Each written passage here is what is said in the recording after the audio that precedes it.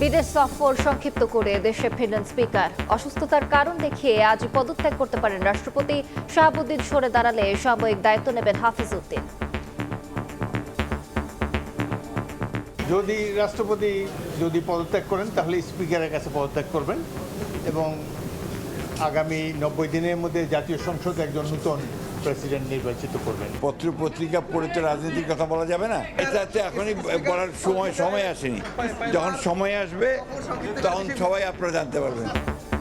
আলোচনায় হাসিনা শাহাবুদ্দিন ফোনালাপের অভিযোগ, অতীত কর্মকাণ্ডে আইনি ব্যবস্থার সুযোগ রয়েছে, দাবি আইনজীবীর। স্থায়ীভাবে এটার ফলে প্রেসিডেন্টের প্রতি তো সরকারের ক্ষুব্ধ হওয়াটাই যথেষ্ট যৌক্তিক।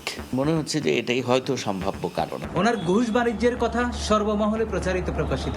রাষ্ট্রপতি পদ থেকে পদত্যাগের পরপরই ওনার বিরুদ্ধে ব্যবস্থা নেওয়া যাবে।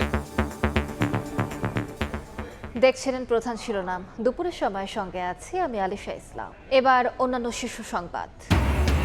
অন্য দলের মতো বিএনপিও চায় জুলাই সনদ বাস্তবায়নের অঙ্গীকার মহাসচিবের। সংসদে ন্যায় বিচার না পেয়ে রাজপথে নেমেছে বিরোধী দল, দাবি জামায়াত আমিরের। বৈরী আবহাওয়ার অজুহাতে চড়া সবজির বাজার, 100 টাকার নিচে মিলছে না কিছুই। কাঁচামরিচ ঠেকেছে 250-তে, বাড়তি ব্রয়লারও, দিশেহারা ক্রেতা। ছুটির দিনেও রাজধানীতে গ্যাসের সংকট, পাম্পে মিলছে না পর্যাপ্ত সিএনজি, বাসাবাড়িতে জ্বলছে না চুলা। বিশ্ববাজারে বাড়লেও দেশে বাড়ছে না জ্বালানি তেলের দাম। মিরপুরে পানির সংকটের নেপথ্যে ওয়াসার পাম্পে চাবি কারসাজির অভিযোগ। সুযোগ কাজে লাগিয়ে গাড়িতে সরবরাহ করে হাতিয়ে নেওয়া হয়েছে লাখ লাখ টাকা, দুর্ভোগে বাসিন্দারা। প্রশ্ন ফাঁস ইস্যুতে উত্তাল ভারত, বিভিন্ন শহরে বিক্ষোভ।